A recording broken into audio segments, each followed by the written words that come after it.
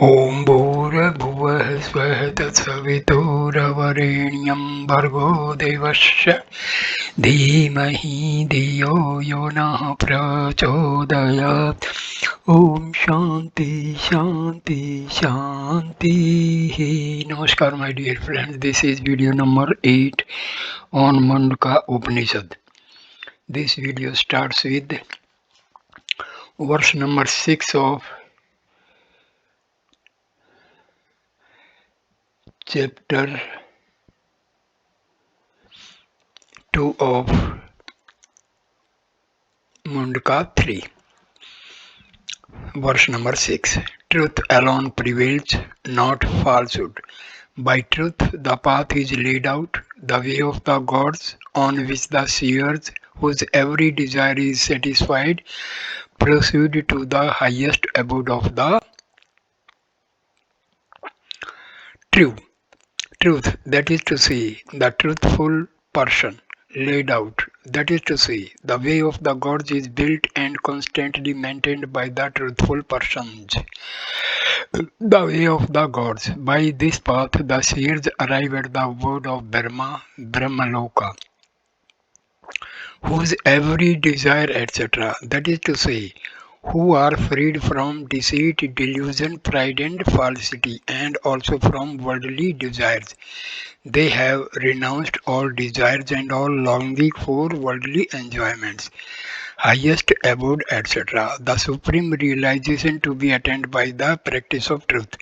What is that highest abode attainable through truth? Verse number 7. That Brahma shines forth, vast, self-luminous, inconceivable, subtler than the subtle. He is far beyond what is far, and yet here very near at hand. Verily he is seen here, dwelling in the cave of the heart of conscious beings. That Brahma, the all-pervading Brahma, which is attained by the practice of such spiritual disciplines as the truth and continence, shines forth through such luminous bodies as the sun, the moon, and the stars, self-luminous, unperceivable by sense organs, inconceivable because Brahma is beyond the experiences of the senses, subtler, etc. It is subtler than Akasa, space, which is the most subtle of elements, far beyond, etc. In the belief of ignorant people to whom Brahma is the remotest entity, here very near at hand. In the experience of illumined people, verily he is seen, etc. That is to say, by yogins or men endowed with self-knowledge, who see Brahma as the very self of all conscious beings.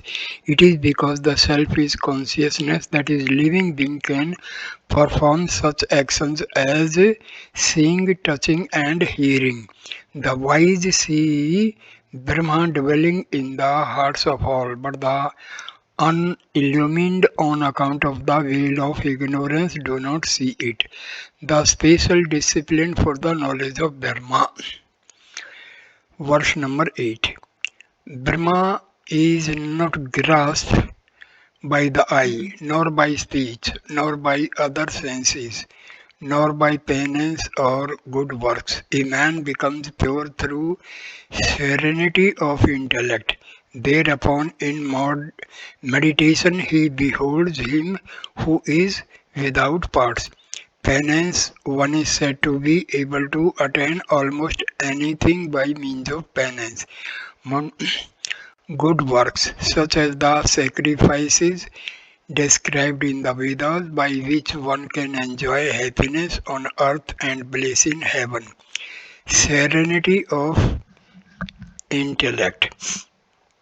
The word jnana here denotes the buddhi or understanding, which is the instrument of knowledge. The buddhi of every man is by nature pure, like a clean mirror or water, and therefore capable of self-knowledge. But being polluted by attachment to external objects, it becomes unclean, like a stained mirror or like muddy water, as dirt or mud are not inherent in the mirror or the water, so the attachment and desire do not inhere in the buddhi. Thus, the buddhi does not know Atma, which is the inmost self of all.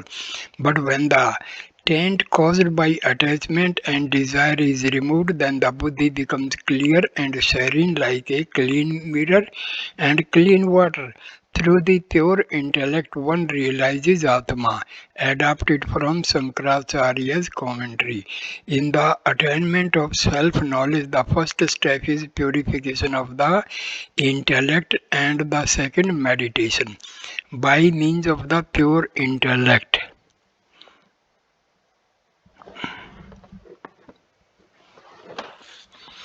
the self is to be realized within the body. Verse number 9. That subtle Atma is to be known by the intellect here in the body where the prana has entered fivefold. By Atma, the intellects of man are pervaded together with the senses. When the intellect is purified, Atma shines forth by the intellect. The intellect, when purified by self control and concentration, fivefold. The reference is to the five divisions of the prana known as prana, apana, vyana, udana, and samana. The self is to be realized in one's own heart. It is manifest there as consciousness which pervades the intellect, and the senses are but butter pervades milk. Thus the intellect appears to be endowed with consciousness. When the intellect becomes pure, it is able to see Atma. As a matter of fact, the pure intellect is not different from pure Atma. Self-knowledge is eulogized. Whatever world, whatever world a man of pure understanding envisages in his mind, and whatever desires he cherishes, that world be conquers, and those desires he obtains. Therefore, let everyone who wants prosperity worship the man who knows the self. World, that is to say, heavenly world of pure understanding, endowed with self knowledge, cherished either for himself or for others. Prosperity, worldly success and happiness. Since the knower of Brahma becomes Brahma, a prayer to him is a prayer to Brahma itself. Here ends the first chapter of the third Mundaka. Second chapter of third Mundaka. He, the knower of the self, knows that supreme abode of Brahma which shines brightly and in which the universe rests. Those wise men who, free from desires, worship such a person transcend the seed of birth. Free from desires, that is to say, free from the desire to acquire material powers and glories. Person, the word Purusha may mean either the Supreme Dharma or the knower of Dharma. According to non-dualistic Vedanta, there is no difference between the two.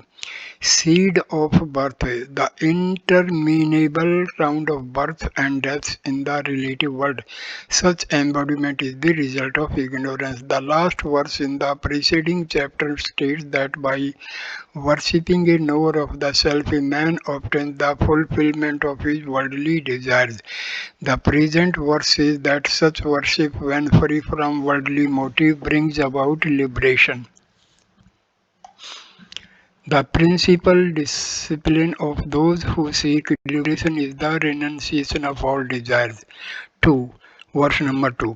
He who cherishing objects desires them is born again here or there through his desires. But for him whose desires are satisfied and who is established in the self, all desires vanish even here on earth.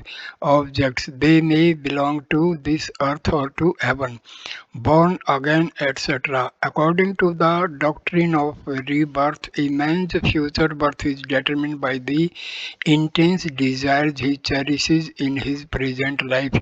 These desires make him assume a body in an environment where he will have opportunities for their fulfillment. Desires are satisfied. Through the knowledge and realization of ultimate truth, the thirst for objects can never be quenched by their enjoyment. There are two kinds of desires, namely good and evil. By them are created the righteous and unrighteous tendencies in man. They are responsible for man's rebirth. When all desires are destroyed through self-knowledge, the man attains to Brahma and is free from rebirth. But a knower of Brahma, if he so chooses, can assume a body for the service of the world. He is born as a free soul. It may be contended that one should study many scriptures in order to realize that the Atma, by knowing which one attains the highest good. This contention is denied. Verse number 3. This Atma cannot be attained through study of the Vedas, nor through intelligence, nor through much learning. He who chooses Atma, by him alone is Atma attained. It is Atma that reveals to the seekers its true nature. Intelligence, by which one comprehends the subtle meaning of the scriptures. Learning, the mere hearing of the Vedas. He who chooses, etc. Only if an aspirant seeks to know Atma with great longing, because he is not different from it, does he realize Atma. It is the intensity of the longing that removes the veil. Whereupon Atma, which is the self-luminous and extremely existent reality, reveals its true nature. An alternate meaning of the second part of this verse is that Atma is attained by him alone whom it, Atma, chooses for the purpose of revealing its nature. In this interpretation, one sees the importance of divine grace for self-knowledge. In the regular interpretation, the emphasis is on the seeker's effort, but no one, without first making a great effort, receives the divine grace. Gratified by the aspirant's practice of discipline, Brahma removes as it were the veil of Ajnana which hides its true nature. Inner strength, alertness, and total renunciation are the means of attaining self-knowledge. Verse number 4. This Atma cannot be attained by one who is without strength or earnestness, or who is without knowledge accompanied by renunciation. But if a wise man strives by means of these aids, his soul enters the abode of Brahma. Strength. The strength one acquires through devotion to Atma, which is the source of all power and knowledge.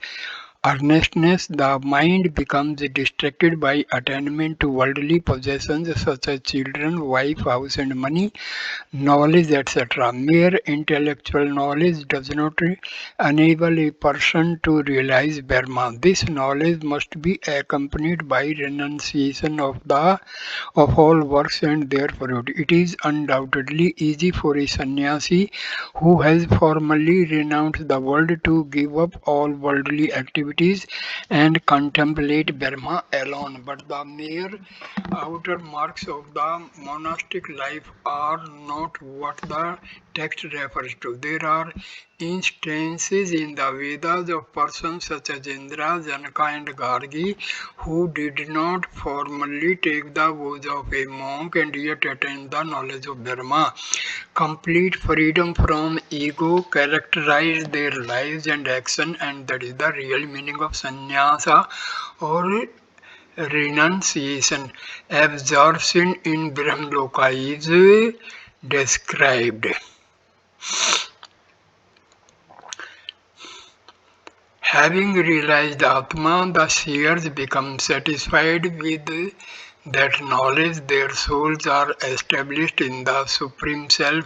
They are free from passions and they are tranquil in mind.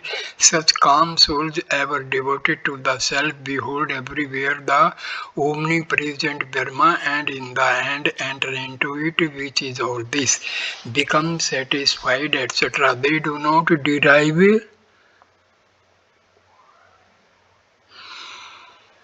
Satisfaction from the material things of the world, ever devoted, etc. No happening in the world can distract their minds from Brahma. Everywhere, within and without, with eyes closed in meditation and with eyes open while engaged in action, entered into it. As the water inside a pot immersed in the ocean becomes one with the water of the ocean when the pot is broken, so likewise the Atma of the seer becomes one with Brahma when the body is discarded at the time of death. Brahma or pure consciousness alone is real.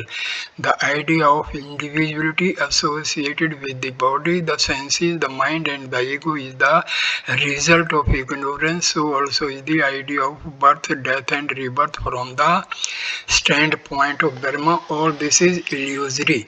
Self-knowledge destroys these illusions and one realizes one true nature. The knower of the self remains conscious of non-duality which he is alive and totally merges in Brahma after death. The idea of the preceding verse is reiterated. Verse number 6. Having well ascertained the self, the goal of the Vedantic knowledge, and having purified their minds through the practice of sannyasa, the seers never relaxing their efforts enjoy here supreme immortality and at the time of the great and attain complete freedom in Brahma. Sannyasa, renunciation of all action accompanied by complete devotion to Brahma, never relaxing, etc. Even knowers of Brahma do not become indifferent about meditation and other spiritual disciplines enjoy here. On account of the destruction of ignorance and attachment, they enjoy freedom even while dwelling on earth. This blessed experience is called Jivan Mukti or liberation in life. The great end, the death of a tree, the death of a free soul is called the great end because he is never again embodied in the relative world. The death of an ordinary man is followed by his rebirth. The unillumined soul after death either returns to the earth or goes to an upper or a lower world. He moves in a finite plane of existence because he is still subject to ignorance and attached to desires. But the illumined soul is free from Maya or the limitations imposed by time, space and causality. He has realized his oneness with Brahma which transcends time, space and causality. Brahma is the all-pervading pure consciousness without beginning, without end, immortal, incorporeal and immutable. Therefore, the knower of Brahma after death does not go to any particular plane belonging to the relative universe. His death is often compared to the blowing out of a flame, the total annihilation of individualized ego. But he does not by any means become non-existent because Brahma is existence, knowledge, bliss, absolute. The knower of Brahma leaves behind no footprint by which he can be traced. As a bird flies in the air, as a fish moves in the water without leaving any trace, so likewise the illumined soul leaves behind no footprint. The death of an illumined soul. Verse number 7. The 15 parts go back to their causes, and all the senses to their deities. The actions and the Atma reflected in the Buddhi become one with the highest imperishable Brahma, which is the self of all. 15 parts. These are described in the Prasna Upanishad as faith, Shraddha, space, kham, air, vayu, fire, jyoti, water, up, earth, prithvi, the sense organs, indriyas, and the mind, manas, food, annam, vigor, viryam, austerity, tapas, hymens, mantras, sacrifices, karma, the words, loka, and the name, nama. They with prana constitute the Purusha or man, senses, etc. The sense organs go back to their cosmic sources. They are produced from the sattvic parts of the five subtle elements. The organ of hearing is resolved back into subtle akasa, the organ of touch into subtle vayu, the organ of vision into subtle fire, and so on. Or the text may mean that the psychical forces that control the sense organs go back to their cosmic counterparts' actions. The reference is to those actions which have not yet begun to bear fruit. Atma, reflected, etc. The Jivatma or individual soul which assumes body after body till the attainment of liberation is the reflection of pure consciousness in the Buddhi. It is like the reflection of the sun in the water in a tree. When the water and the tree are destroyed, the reflection merges in the sun. Likewise, Atma, pure consciousness, which through avidya becomes conditioned by the buddhi and then identifies itself with the body, the senses, and the rest, merges after the destruction of ignorance in pure consciousness. Brahma, the highest, the immutable, the infinite, the imperishable, all-pervading, like the sky, birthless, undecaying, immortal, fearless, without beginning and end, without exterior, the non-dual, the good, the serene, and all. The individuality associated with birth, death, and rebirth is the result of ignorance. Avidya, liberation is the destruction of ignorance. It is like the removal of the cloud which is followed by the revelation of the sun. Liberation or immortality is not the effect of any action. An effect does not exist before it is produced, but the immortal Brahma always exists. The idea of the previous verse is explained by an illustration. Verse number 8. As flowing rivers disappear in the sea, losing their name and form, so a wise man freed from name and form attains the Purusha, who is greater than the great, disappear, etc. That is to say, become one with the ocean. They cannot be separated again from the water of the ocean.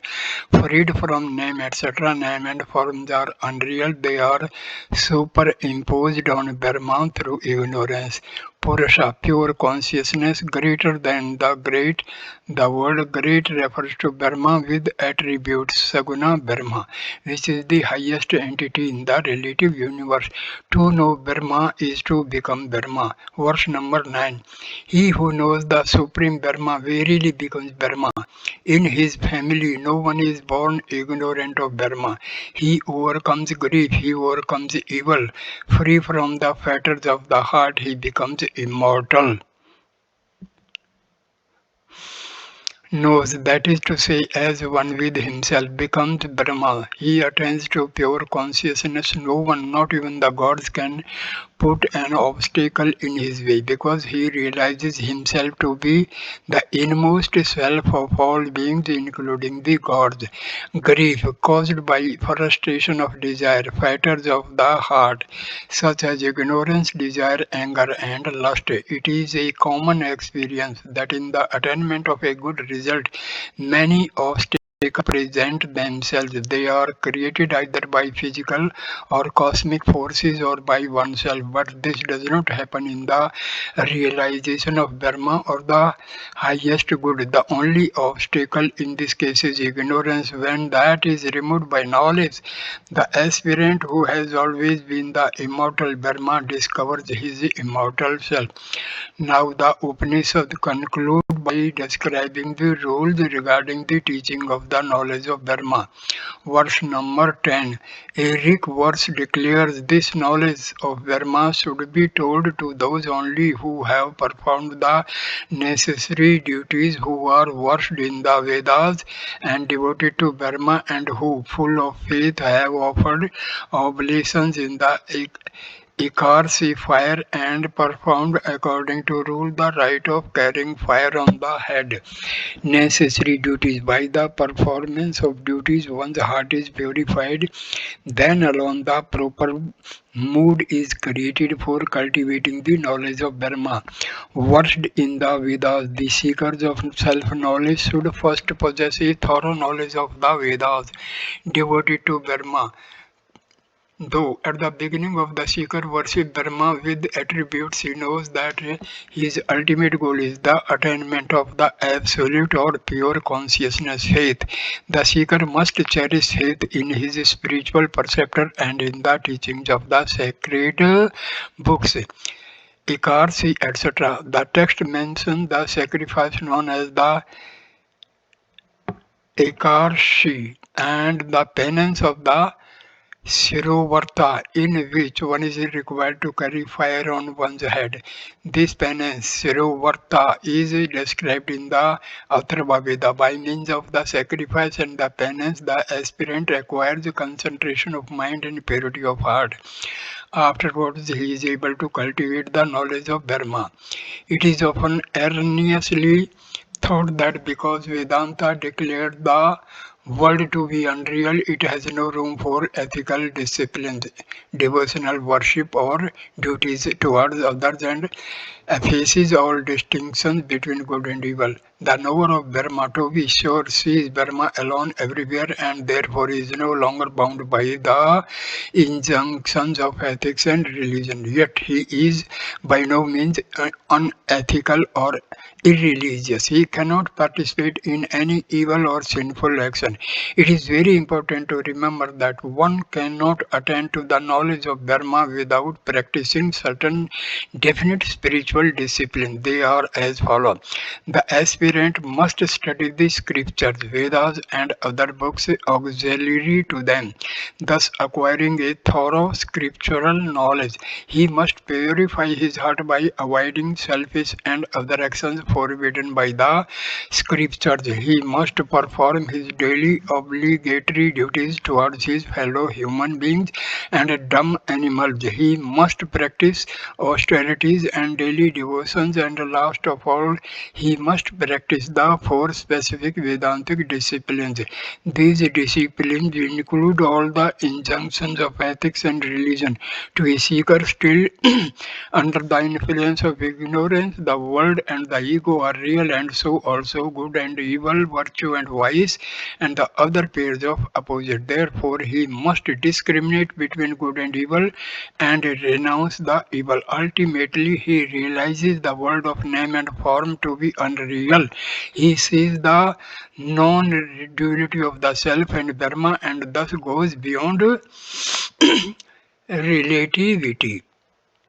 The Upanishad is completed. Verse number 11. Thus the seer Angiras declared this truth in olden times. A man who has not performed the vow should not read it. Salutation to the great seers. Salutation to the great seer Angiras. He taught this knowledge to Saunaka, who had approached the teacher according to all the scriptural injunctions. This truth regarding the imperishable Brahma vow, this injunction applies to those who belong to the school of the Atharva Veda. The general idea seems to be that the mind of the seeker must be purified by the performance of religious vows and the practice of the austerities enjoined in the scriptures. The knowledge of Brahma should not be imparted to an impure person, should not read it, because the study of the non-dual Brahma can injure those who are not ready for it. Great seers, those who have realized the supreme Brahma and through whom the knowledge of Brahma has been transmitted to posterity. The salutation is repeated in order to show great respect to the teachers of Dharma and also to indicate the completion of the Upanishad. Here ends the second chapter of the third Mundaka. Here ends the Mundaka Upanishad. The peace chant. Om May we, O gods, hear with our ears what is auspicious. May we, O worshipful gods, see with our eyes what is good. May we, strong in limbs and body, sing your praise and enjoy the life allotted to us by Prajapati. Om, peace, peace, peace. So here ends the Mundaka Upanishad. Thank you for watching this video. Please like, comment and share the video and subscribe the channel. Namaskar, my dear friends.